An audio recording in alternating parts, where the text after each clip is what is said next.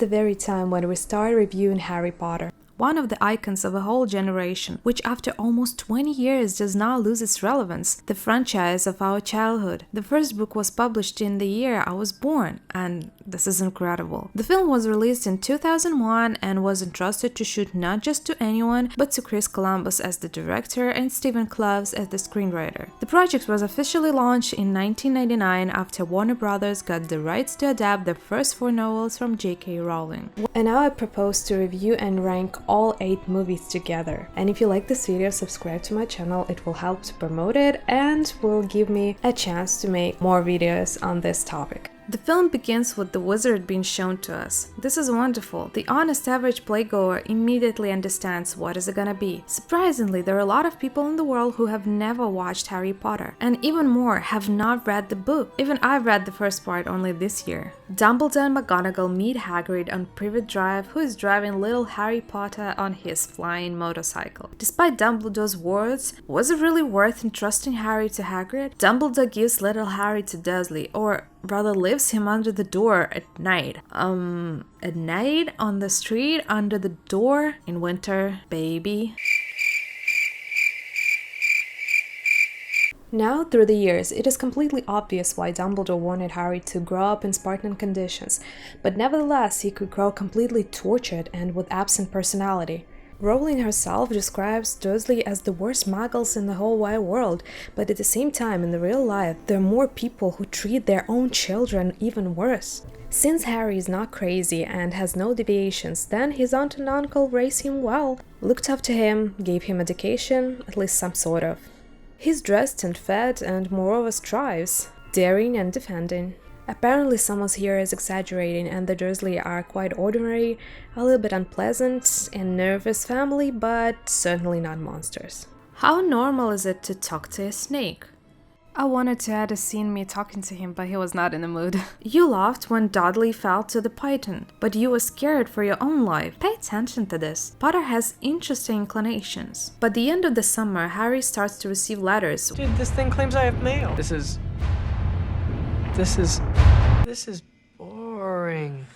Delete. Which makes Uncle Vernon literally go crazy. But why didn't Dursley want Harry to go to school anyway? That was the surest way to get rid of him. Throw me at least one letter here, please. In a fit of psychosis, Vernon decides to take the whole family to an absolute bizarre and terrifying place, so that Harry does not receive the hapless letter.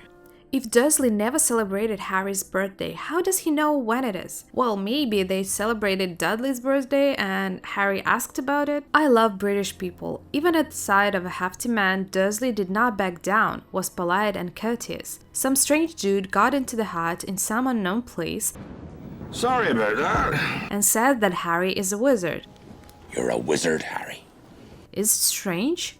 Of course it is. By the way, I thought that if Uncle Vernon had not started to resist and just pretended that this was all nonsense, then perhaps Harry would have doubted and did not go with Hagrid. Stay with people who raised you, even if they're not the most pleasant people in the world, or go with the strange man somewhere. An interesting question, but adventure awaits. Hagrid is suddenly an interesting person. He took Harry to a weird wizard pub, which you know how it looks like. He went in and immediately announced to everyone that he was following Harry to Diagon Alley. An excellent opportunity for foes to start tracking or attack Harry right there. One wave of the wand and that's it. Wonderful music in the film. This is the thing that takes your breath away and keeps the fabulous magical atmosphere in it. And until now, from the first notes we recognize the main theme and remember those movies. Diagon Alley is probably the most atmospheric place in the Harry Potter, even probably in a line with Hogwarts. There's fabulous shops full of stuff that muggles can't even imagine, wizards and witches walking down the alley talking about potions and robes. The architecture blesses my muggle eyes. Gringotts looks like a place where these goblins will beat you for saying the wrong word. In the wizarding world of Harry Potter, the Ukrainian iron-bellied dragon from my homeland sits on it. About that heap of money, we're not gonna talk about this right now, because there are a lot of theories on this topic already, but let's just keep it in mind that Harry is a Titus, and we will see it later. How Ollivander knew it was Harry? He didn't see the scar, and in the fact that the hallmark of the films, everyone recognizes Harry without even seeing the scar. I wondered when I'd be seeing you, Mr. Potter. Probably by the eyes. Green like his mother's. Ollivander is an amazing person. Not only does he manage to create all these wands, but he also remembers each of them. I envy this dude's memory. Harry chooses the same wand with the effect, and with the same core as the wand of the wizard who left him the scar. And who owned that wand? We do not speak his name. Oh, no, not this one. Yeah, that's better. Hagrid gives Potter an owl. Voldemort wanted to kill Harry after killing his parents and disappeared, and nobody knows what happened to him. Hagrid handed Harry a train ticket. While the little one is trying to figure out what is happening, Hagrid dumps Harry at the train station and disappears, although he can't transgress. Apparently, Dumbledore sends Mrs. Weasley to loudly shout out. 3 year pact with muggles, of course. Come on. Platform 9 3/4 this way. After all, she's just every year for, how many years? Accompanies her children there. And I'm still very amazed at Harry. He's ready to run into the wall because some woman told him to. It's just worthy of respect. The Hogwarts Express is the icon of the film. How many times have children all over the world dreamed of writing to the School of Witchcraft and Wizardry? It's incredible how screenwriter, director, and the entire film crew were able to convey this atmosphere of expectation of miracles. Harry meets Ron Weasley on the train. Harry decides to spend a fortune on sweets. Jelly beans is one of my favorite candies. Hermione Granger shows up. And you are? I'm your future husband. Pleasure. Who decides to show the losers what magic in the first year is. Harry and everyone arrives to Hogwarts. Why does Ron have more intense reaction to what is happening? He's a magician. And Harry's like, lol, I see places like this every day. This is probably the most interesting and exciting journey to school. On a boat in a cloud black water. I'm serious. This is not a sarcasm. These Hogwarts towers, corridors, forest, lake, awesome castle, and secrets of which have yet to be solved, and 7 whole years of fascinating learning about magic, sorcery, potions, herbology, Quidditch, dream. McGonagall meets the freshmen and brings them up to date. Almost.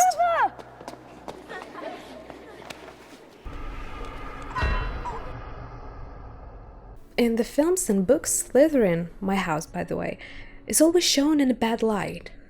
But when the time came to sell merchandise and support new movies, Slytherin became the house of intelligent and ambitious. Ravenclaw and Hufflepuff always serve as background in the movies, but all of the Hogwarts students deserve to be called wizards and be successful and famous. Harry meets Draco Malfoy, his antagonist, and mutual hostility arises between the guys. The entire Hogwarts is imbued with an atmosphere of magic and wizardry. If you got to this type of school, how would you behave? Probably like Hermione. I would have learned everything in the world, learned all the spells, and ran around the floors with enthusiastic shouts. For a very long time, the head could not identify Hermione to her faculty, much like McGonagall in her day. The head identifies Harry, Ron, and Hermione into Gryffindor, and Draco ends up in Slytherin. A feast at Hogwarts is a separate kind of pleasure. The large hall is replete with colors and life and feeling of holiday, and a fairy tale is created. The ghosts in the film play the role of scenery and background, only for Sir Nicholas to play his part in the second movie. I was very surprised that Peeves was casted and even filmed for the first part. How smart is it in an educational institution to install moving stairs that can change directions and throw students into the abyss? But hey, this is Hogwarts. Anything can kill you here. Probably for many centuries, everyone has got already used to it. McGonagall is a perfect teacher. She's strict and fair, able to protect and teach. Reminds me of my history teacher. This has its own special charm. Severus. I'm a savage. Snape. I love Alan Rickman in this role. He's unrivaled. I can teach you how to bewitch the mind and ensnare the senses. I can tell you how to bottle fame, brew glory, and even put a stopper in death.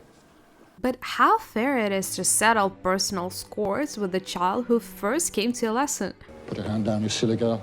It's all just how iconic this entire cutscene is. In the book, Snape was a caricature character. In the film, he's like a character in a noir movie, mysterious and cool.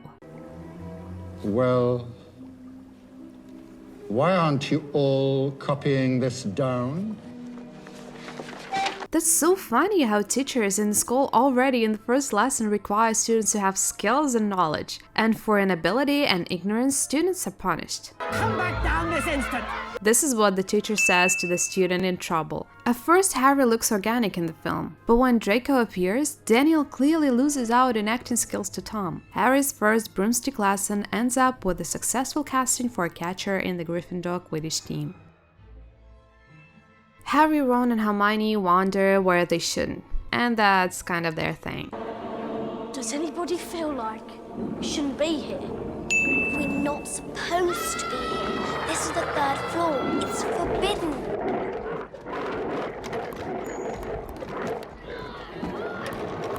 Wingardium Leviosa.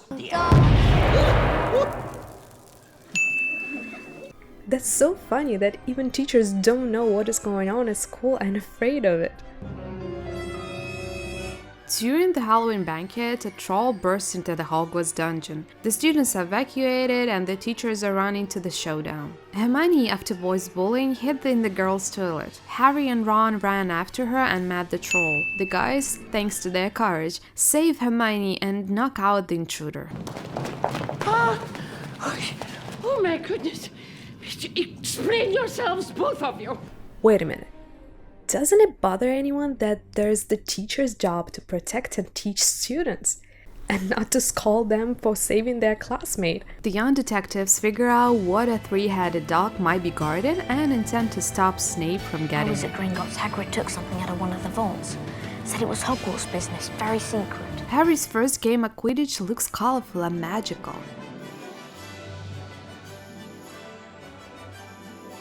Snape wants to throw Harry out of the broom, but thanks to Hermione, this does not happen. Gryffindor wins the match. Harry catches his first snitch. Dumbledore. I'm not biased towards Gryffindor, also Dumbledore. Hagrid, as always, babbled about everything in the world. I shouldn't have said that. I should not have said that.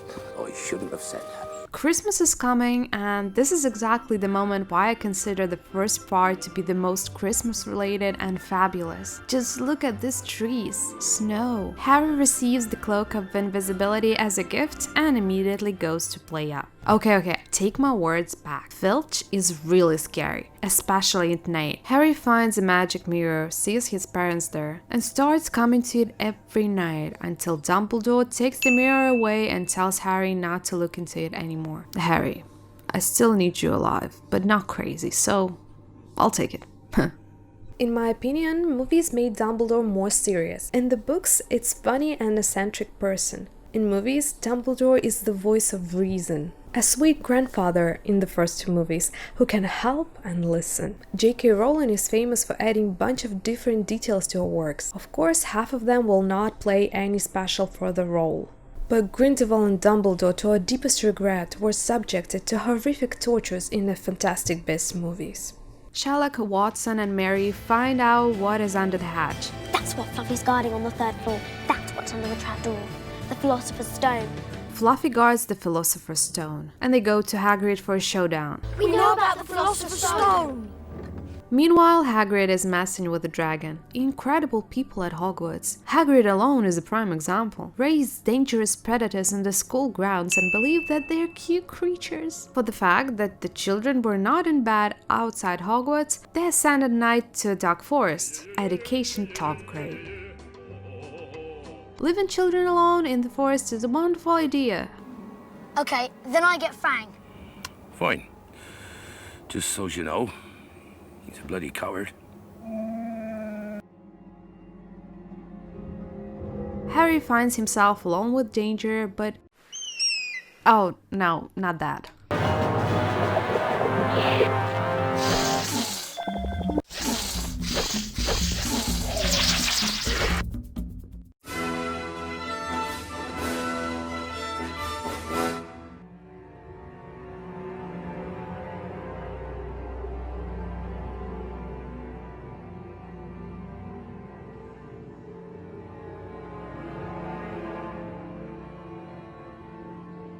Teachers still do not care what the kids do. Where are you going? Where are you? Now, would you go back to your dormitories? Quietly. After going through the fluffy, this cute dog, the guys fall into Devil's snare, and Hermione offers an easy way. You have to relax.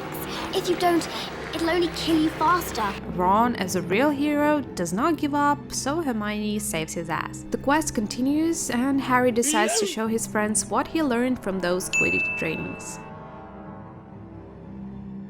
After, the heroes have to play chess. After all, they couldn't go around, fly around on a broomstick, or sleep under the swords. Ron sacrifices himself and Harry is left alone to meet the danger. He walks into the hall and sees Professor Quirrell. Oh no, he has such a nasty pimple on his head, but why should he show it? Oh, that's another face. Harry takes the stone out of the mirror and Voldemort is getting angry. Quirrell attacks Harry, but for some reason only Harry's touch hurts him. And when Quirrell himself touches Harry, nothing happens. And here's the moment. Harry deliberately killed the man at the age of 11. It was not self-defense, it was intentional. And even then, Dumbledore manipulated Harry, making him believe that some stone is more valued than the human life. Everything ends in the same cozy style. She sacrificed herself for you, and that kind of act leaves a mark. No, this kind of mark cannot be seen. It lives in your very skin. What is it? Love, Harry. Love. A little humor and a lot of love. Harry finds his home and loyal friends. I don't promote Gryffindor. Hermione Granger, 50 points. To Ronald Weasley, 50 points. Harry Potter, 60 points. Professor, still not enough. Longbottom. If you like this review, make sure you like this video and write down in the comments about it, so I know whether to continue. And also subscribe to my channel and hit the bell button.